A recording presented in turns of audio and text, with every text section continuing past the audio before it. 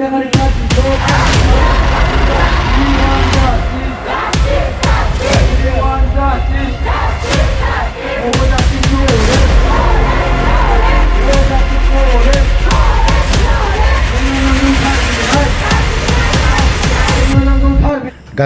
आंनि अननाय आरो मोजां मोननायखौ खनसे फिन जासिहरफिननाय जाबाय। थ' दिनैहाय धरनायाखौ होदोंमोन फरायसा आफादा, दान्दिसे होनाय जादोंमोन, बिनि उनावहाय बोखांफिननायखौ दिनै जों नुनो मोनफिनदों। थ' बाथ्राया जिखियानो जाया मानो, जाथाया बेसेबां गोबाव जाखो दिनैसिम? दिनैहाय 2 मान्थसो जाबाय, जाफ्रामहां जाबाय होनबा नैबे बेफोरखौ जों बर'फ्रा बा बर'नि दैदेनगिरिफ्रा मा सिन्था खालामदों? आं नैबेखौसो बुंनो लुबैदों। जों बर'नि गेजेराव जेसेबां इन्टेलेक्सुयेलफोर दं, दैदेनगिरिफोर दं, गासैबो इन्टेलेक्सुयेलफ्रानो दिनै खुगा बेखेवनाया मोजां, बा खुगाखौ ओरैनो स्रि दोना लाफानो बयबो ओंखारजेननांगौ, मिडिया पर्टेल दामलुंजोबनांगौ, बुंजांनांगौ। आंनि मथेब्ला दिनैनि दिनाव जायफोर गोरों गोरा बिथांमोना आरो हारिनि फारसे मोजां सिन्था खालामनो गोरोंफोर बर'नि दैदेनगिरिफोर, बिथांमोना स्रि थानानै लाब गैला। दिनैनि दिनाव स्रि जिरायनानै थानाय, जा एसे हायो बुंलांनायासो मोजांसै। दिनैनि दिनाव जों दिनै नुथारदों बा रोखा जानो हमदों। बै समावथ' खालामदों, जों बै आन्दलन समनिफ्रायनो गोबां जाथाय मोनबोदों, रेप, इनकाउन्टार ना बायदि रोखोमनि नंखाय दायाव जेलाव सोनानै दोननाय, बेफोरबायदिखौ गोबां मोनबोदों। दिनै जों गोजोन गोरोबथा जाखांनायनि उनावबो, पिस फैनायनि उनावबो दिनै गुबुन आउट अफ बिटिएडिनि जेसेबां बर' लाइमोनफोर दं, दिनै बर' आइजो नुगोन, बेफोरखौ दिनै जिनाहारि खालामगोन। दिनै बर' लाइमोनखौ गावनि बिनानावखौ बासायनो थांनायाव, सावरायलायनो थांनायाव दिनैहाय हिरण्मय खाख्लारि बायदि जानो हमदों। हिरण्मय खाख्लारि बायदि गोबां जाथाय जानानैबो थांदों गुबुन गुबुन जायगायाव। जों बेफोरखौ उद्देश गैया बा खबर गैलाया। नैबे मोनसेखौ जों साननो गोनां जानो हमदों। सप्ता खनसेनि गेजेरावनो दिनै सासे बांगालखौ गावथारदोंबा, दिनै आजि 1.5 मास 2 मासनि गेजेराव स्टेट गभर्नमेन्टआ हिमन्त बिश्व शर्माया दिनैसो हिरण्मय खाख्लारिनि बिमानि खाथियाव दिनै नुजाफैदों। आरो बिबो फरायसा आफादा दिनै खनबेसे बिनि मुङावहाय आन्दलन लाखो? बिनि मुङावबो जुदि रेप, जिनाहारि बा मार्डार खालामजानायनि नामावबो जुदि धरना होनांगौ जायोब्ला, होनबा जों बर' जाथिखौ, जों बर' हारिखौ गुबुन हारिया माबे नोजोरजों नायदों बेखौ जों रोखायै नुनो मोनदों। एसेब्लाबो आलादा। जोंनि पलिटिसियानफोरा मा खालामो? आखाइ हमलायो दान्दिसेनि थाखाय। कंग्रेसआनो जा, बिजेपिआनो जा, बिथांमोनजों आखाइ हमलायो दान्दिसे समनि थाखाय। दिनै प्रमद बर'आनो सानसे समाव हारिनि बाथ्रा, हारिनि बर' जाथिनि होसिख्रावनायाव ओंखारदोंमोन। दिनै सासे एमएलए ओंखारनो हादोंबा प्रमद बर'आ दिनै मानो ओंखारनो हाया? आंनिया सोंथिया बिबो, साननो गोनाङा बिबो। पलिटिक्सखौ बिराद गिदिर साननानै लादों नामा? मानो बुंनो हायाखै दिनै प्रमद बर' सार बिथाङा, बिटिआरनि सिएम, बिथाङा मानो बुंनो हायाखै? हिरण्मय खाख्लारिखौ इमिडियेटनो हिमन्त बिश्व शर्मा सारनि खाथियाव मानो बुंनो हायाखै? मानो मेम'रेन्डाम गथाय मानो बुंनो हायाखै? मा खारन दं? मा ओंथि दं बेफोराव?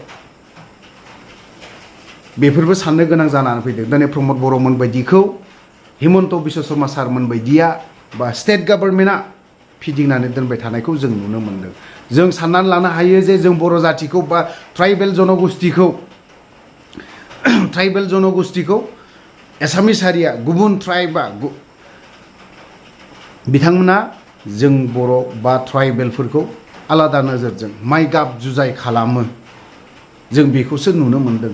हिरण्मय खाख्लारिनि न'खराव दिनै हिरण्मय खाख्लारिया दिनै मार्डार खालामजाबाय, सुथारजाबाय, देगारजों सुथारजाबाय, सुथारनानै थैलांबाय, सावलांबाय, श्राद्ध जोबलांबाय। हिरण्मय खाख्लारि बायदिया दिनै 1.5 मास बिनि उनावसो आसामनि मन्त्रि मन्थ्रानो माबा माबि लिडारफ्रा, बाथा बुथाफ्रा दिनैसो हिरण्मय खाख्लारिनि बिमानि खाथियाव नुजानो सम मोन्दों। हिरण्मय खाख्लारिमोन गामियाव दिनैसो आगान होनो मोन्दों।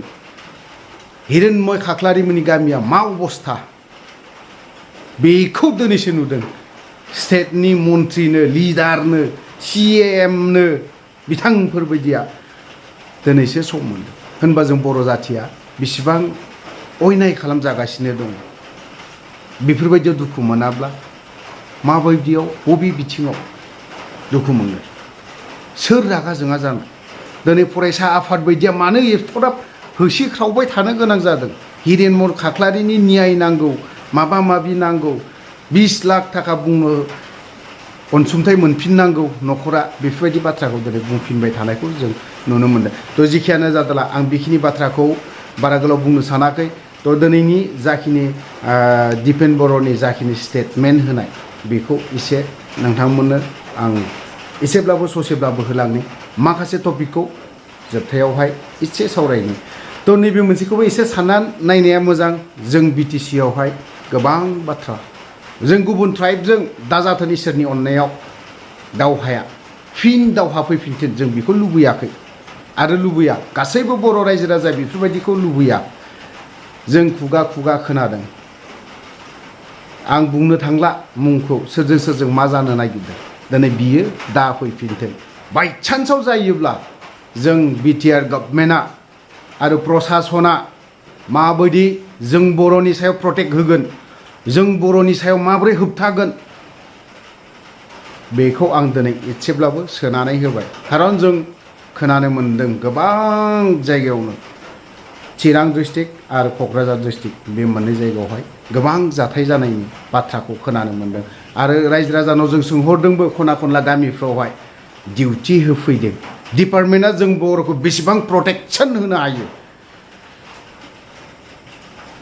थ' लोगोफोर आं बेखिनि बाथ्राखौल' बुंनानै दोनबाय थ' दिनै दिपेन बर'नि माखासे बाथ्रा बुंनायखौ एसे खोनासंनानै लानि দুদিনীয়া এপছু আৰু বিভিন্ন জাতীয় দল সংগঠনৰ দুধনৈ গণধৰ্ষণ আৰু হত্যাকাণ্ডৰ যি ধাৰাবাহিক আন্দোলন আছিল সেই আন্দোলনক যি দাবী সেই দাবী চৰকাৰে মানি লোৱা বুলি আমাক জনাইছে আৰু এই সময়ত অসমৰ মন্ত্ৰী জয়ন্ত মল্ল বৰুৱা খন্তেক সময় পিছতে তেওঁ যিহেতু গুৱাহাটীৰ পৰা অলৰেডি গৈ আছে আৰু খন্তেক সময় পিছতে দুধনৈ বালাপাৰা গাঁৱত তেওঁ উপস্থিত হ'ব হিৰণময় খাকলাৰী যাক বৰ্বৰভাৱে হত্যা কৰা হৈছিল তেখেতৰ দুৰ্ভগীয়া পৰিয়ালৰ এই ভিক্টিম ফেমিলিত তেওঁ উপস্থিত হ'ব আৰু উপস্থিত হৈ পেলাই এপছু আৰু জাতীয় দল সংগঠনৰ যি দাবী আছিল এই গণধৰ্ষণ আৰু হত্যাকাণ্ডৰ ফাষ্ট ট্ৰেক আৰু মানে ন্যায় হয় মানে তাক মৃত্যুদণ্ড দিয়া কম্পেনচেশ্যন দিয়া সেই সকলো কথা তেওঁ মানে মানি লোৱা বুলি আমাক জনাইছে আৰু খন্তেক সময় পিছত দুধনৈৰ পৰা তেওঁ সংবাদ মাধ্যমৰ যোগেদি এই কথা জনাব আমি তেখেতৰ কথাত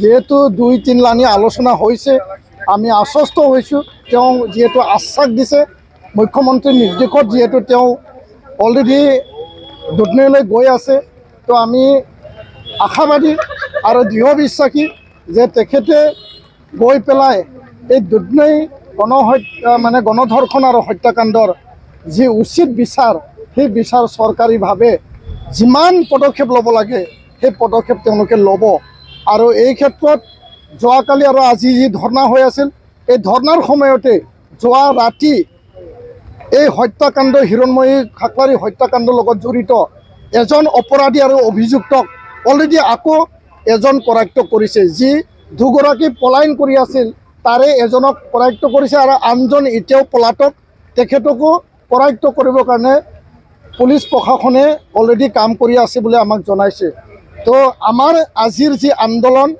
মন্ত্ৰী ডাঙৰীয়া মুখ্যমন্ত্ৰী ডাঙৰীয়া BTR প্ৰধান ডাঙৰীয়া সকলোৰ যি এটা ঐক্যবদ্ধ প্ৰচেষ্টা আৰু পদক্ষেপ আমাৰ আন্দোলনক তেওঁলোকে দাবীখিনি শুনি পেলাই তেওঁলোকৰ যি পদক্ষেপ সেই পদক্ষেপটো আমি জানি আৰু আমাৰ লগত যোগাযোগ হোৱাৰ পিছত মন্ত্ৰী ডাঙৰীয়া সশৰীৰে উপস্থিত হ'বলৈ যিহেতু গৈ আছে খন্তেক সময় পিছত যিহেতু তেওঁ দুধনৈ বালাপাৰাত উপস্থিত হ'ব ইয়াৰ কাৰণে আমি